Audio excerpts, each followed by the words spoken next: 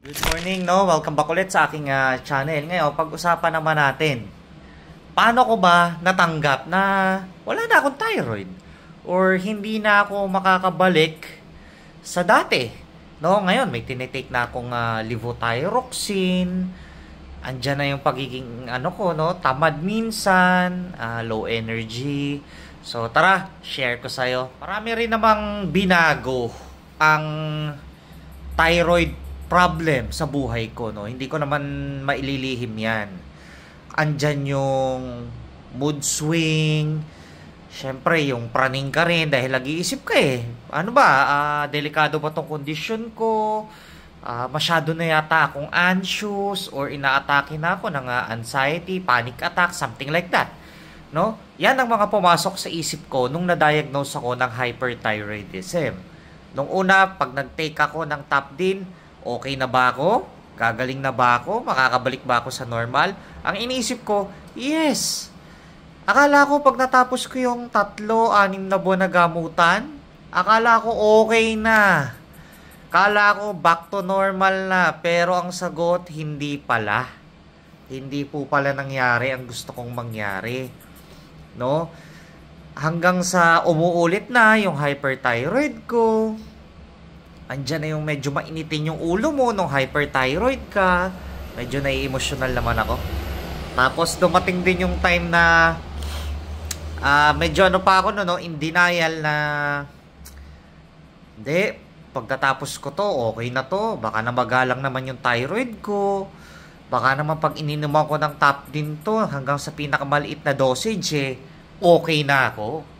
So, hindi po nangyari lahat yun. Yung mga akala kong yun, no? Inasahan ko, yes. Inasahan ko na makakabalik tayo sa normal. Ginawa ko naman yung best ko. Wala naman akong bisyo. Hindi naman ako naglalasing o naninigarilyo. No? Pero ganun talaga eh. Ganun talaga. Ang iniisip ko na lang, yun yung will ni Lord. Yun yung tadhana ko na awa ng Diyos. Eto ko ngayon, buhay, nakakapagbahagi ng experience, kaalaman, no, regarding sa naranasan ko. Tinitingnan ko yung positive side. May mga nangyaring hindi maganda, pero doon pa rin ako sa positive side kasi awa ng Diyos, ito tayo ngayon, di ba? Yung channel ko, kahit mabagal yung arangkada, magwa 1K na, 999 na lang, no? Magwa 1K na siya. Awa ng Diyos, may mga natulungan tayo, may mga na-encourage tayo na magpa-check up, ituloy yung kanilang pag-inom ng gamot, yung pagpaparay, magpa-opera, may mga na-encourage po tayo. No, yun na lang yung tinitingnan ko. But again, ang sabi ko nga sa inyo, ang tinitingnan ko na lang yung positibo, no? Ayaw ko nang balikan yung nakaraan. Nakaraan na yun eh. At saka nakita ko yung way ni Lord, no? Kung bakit niya ibinigay sa akin at saka kambal ko yung ganitong pagsubok. Una, naiinggit ako kasi yung mga kabarkada ko noon, andyan pa, ang gagaling pang mag-basketball, no? Ang lalakas pang tumakbo. Dahil nga nagka-hyper ako, ayun na. Andyan na yung parang hindi na ako yung dati, no? Mag-basketball ako. Minsan, isang laro na lang eh. Isang game na lang, okay na ako. Pero yung pala may reason, no? Behind that. Awa ng Diyos, nakita ko naman, ipinakita sa akin ni Lord kung bakit. At tapos ito pa, no? Syempre sa family namin talagang tumatakbo ang pagkakaroon ng sakit sa thyroid. I'm not saying na lahat kami magkakaroon or lahat kami kailangan maranasan yun, no? Pero syempre dahil nga kami nung kakambal ko yung nagkaroon, wala kaming magagawa kung hindi tanggapin yun, no? Andyan yung minsan nga sa gabi naiiyak ako, minsan pag mag-isa ako naiiyak ako, pero that's life. Wala na akong magagawa doon. Nangyari na, no? Sabi ko naman, hindi naman ibibigay sa akin to ni Lord, no? Kung hindi ko kaya or kung hindi namin kaya nung kakambal ko. So, awa ng Diyos, kinakaya at kakayanin pa. Ito, dumating na nga, no? Yung time na nagpa-radiation ako or radioactive iodine. Tapos, after ilang buwan, naging hypothyroid ako.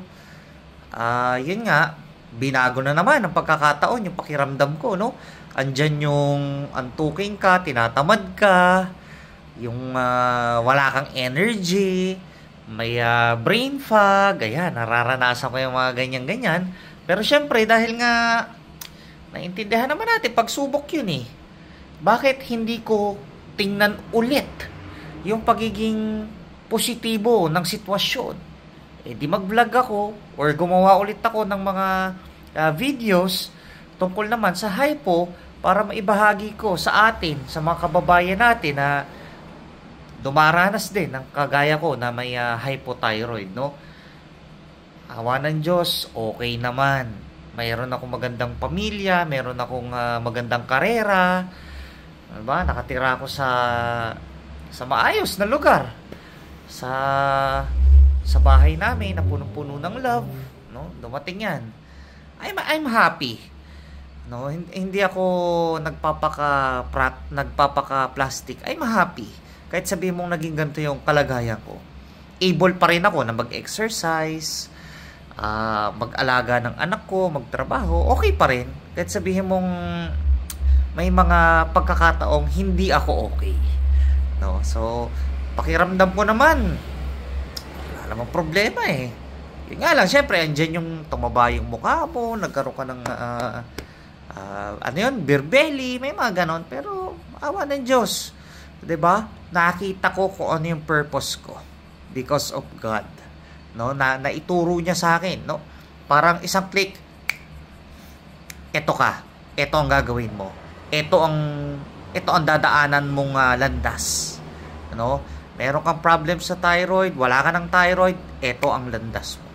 So ganon ko po nakita yung buhay ko bilang isang pasyente, no, na wala ng thyroid. No, alam ko medyo sa iba, hindi ko naman sinasabi, hindi ko naman ini-invalidate yung ibang mga pakiramdam nyo or kalagayan nyo. Alam ko namang mahirap tanggapin, no, pero sa akin, para sa akin, no, sa kalagayan ko, dumaan din naman ako sa proseso para ma-accept ko yung kondisyon ko. At awa ng Diyos, ito na po ako ngayon, no. 2018 mula nung magkaroon ako ng problem sa thyroid, 2025 na ngayon, no. So pitong taon na ang nakakaraan, mahigit. Awa ng Diyos, ito tayo ngayon, no. Buhay, malakas pa rin naman ang katawan, no. Although minsan talagang ayan, tatabad ka, pero able pa rin namang gawin. Nakakaranas pa rin tayo ng promotion, 'di ba? Nakaka-inspired pa rin tayo ng mga tao. Ano? So kung ako magpapatalo sa kondisyon ko or kalagayan ko, baka hindi ako nagkaroon ng pamilya. Baka hindi ako nagkaroon ng anak, no? Ngayon, sobrang happy, 'di ba? May kalaro akong baby. Ayan, 'di ba? Ngayon, 2 taon na yung baby ko, no? So ipinakita ni Lord talaga na pupunta ka sa positive side. Puntahan mo yung ibinigay ko sa iyo na na role, kung ano yung dapat. So yun ang ginawa ko. Pala guys, no, syempre hindi naman overnight na nangyari na-accept ko agad yung condition ko. Syempre talagang taon at buwan din, araw at linggo, no. Talagang dumating ako doon sa time na yun. Andyan yung time na maka-experience lang ako ng kabog ng dibdib na, oh my gosh, ano ba to? No, talagang ganun din. Inintindi ko rin bawat sitwasyon, inintindi ko din bawat pangyayari, bawat nararamdaman, no. Ang naging sandalan ko lang dito talaga ang Panginoon at ang pamilya ko, no. Hindi ako nagpatalo sa ganitong karamdaman, talagang kailangan pagsikapan, kailangan paghandaan. Katuwiran ko noon, ha. Dati nga, nakakapag-inom ako, magdamag. Nung kalakasan ko, nung college. Way back mid-2000s, no? Mga 2004, 2005. Nakakapaglasing nga ako, Nakakapag-sigarilyo nga ako, no? So, kaya ko to, no? Kumbaga, ginawa ko nga yung masama noon, yung mga bisyo na yan, pagpupuyat. No? Pero syempre, isinorender ko na lahat yung kay Lord.